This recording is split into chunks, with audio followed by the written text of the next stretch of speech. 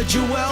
That's cool. Plus, take you to school. It's the Urban Renewal Project, where they project what's best in the south of the north, plus all the way west, Vancouver and the surrounding area. Don't get perturbed in the burbs. You know they're taking care of your blast. The broadcast shine a light so bright. The 10 to 12 is a delight. Every Tuesday night on 100.5, aka Co-op Radio, and it just don't stop. You rock on. You rock on. You rock on.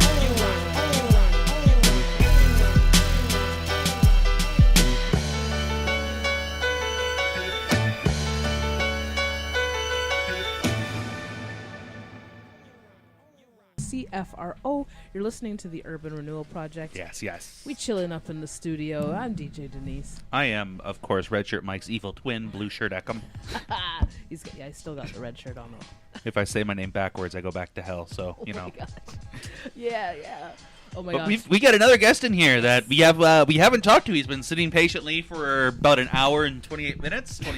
Why not? He's been wondering what the hell he got himself into. So why don't you say hi to the world? Yeah, what up, man? It's Krewz here, coming in from Vancouver. Thank you guys for having me on the show. It's a real honor. Yeah, thanks for coming through. Yeah, no problem, man. So you're part of the Sick Nation team, and you guys have a lot coming up between shows. I know last year it was almost constant releases between Jay Black, Navon, you and Therese. As a team, what sort of goals do you guys have going forward into 2017? Yeah, no, for sure. Man, we all just really like bringing the music to the fans. I mean, everyone in Sick Nation, we're all down to earth, really good people. So it definitely makes, creating music with all of us together a lot better. The vibes in the studio are real. I just got mad respect for everyone in Sick Nation, and I think we're going to bring a good year just because, we have those vibes. We're definitely bringing people with us, and I think that's a major key. Word, for sure. And then outside of Sick Nation, as far as just your goals going forward, is there, do you have some goals that you want to see with Sick Nation and some goals that are more personal goals going into this year?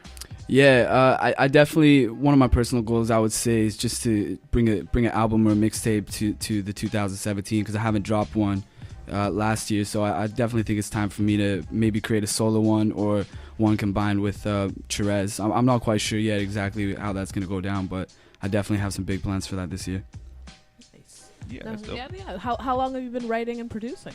I've been writing and producing probably for about a couple of years. I'd say 3 or 4, but more seriously, honestly, in the last year, I've just been dissecting the songs and just working on my craft and trying to bring the best quality material I can. Nice, amazing.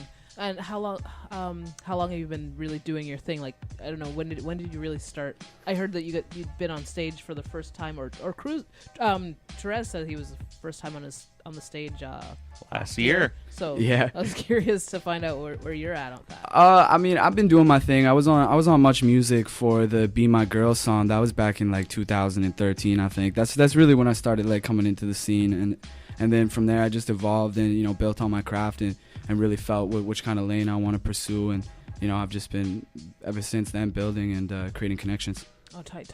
For sure. Yeah. Now, what are some of your plans for the future? Do you have any shows coming up? We know about the one coming up on January 27th. So get a couple of them.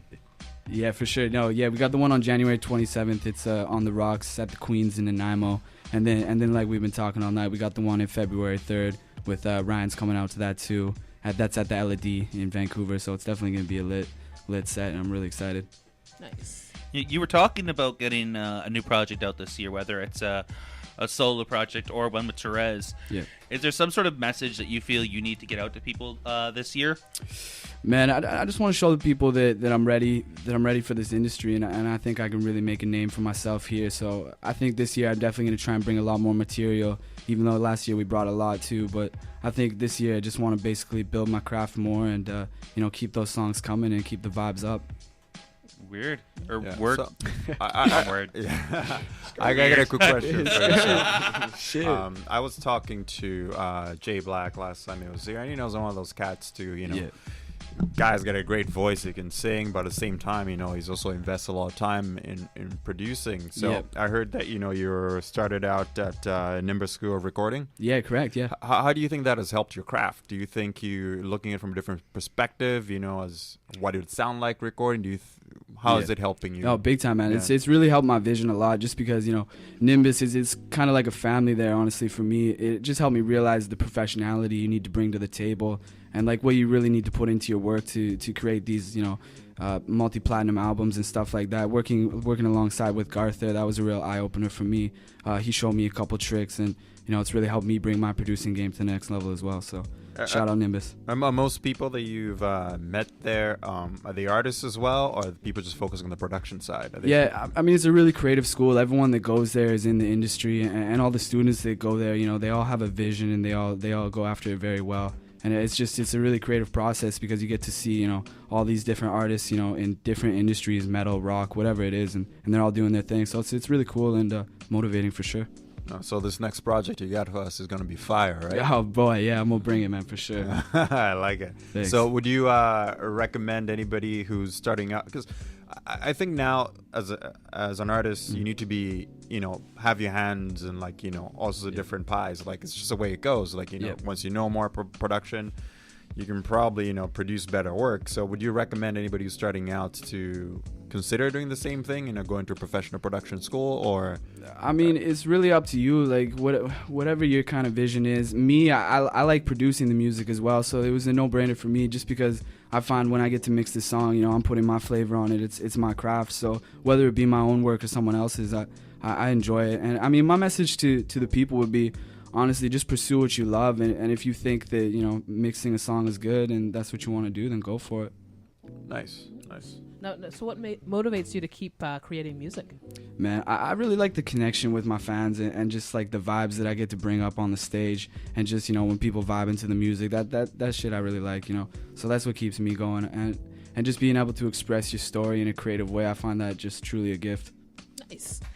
We have I Can Tell up next. I was hoping you could introduce it for us, and we'll play that and come right back. Yeah, sure. So this is probably one of my single songs that I was working on, and it's got a cool vibe. I mean, it's the party kind of type, so if you're feeling up to it right now, definitely turn up. Okay, here we go. 100.5 FM, Vancouver Co-op Radio, CFRO. You're listening to the Urban Renewal Project.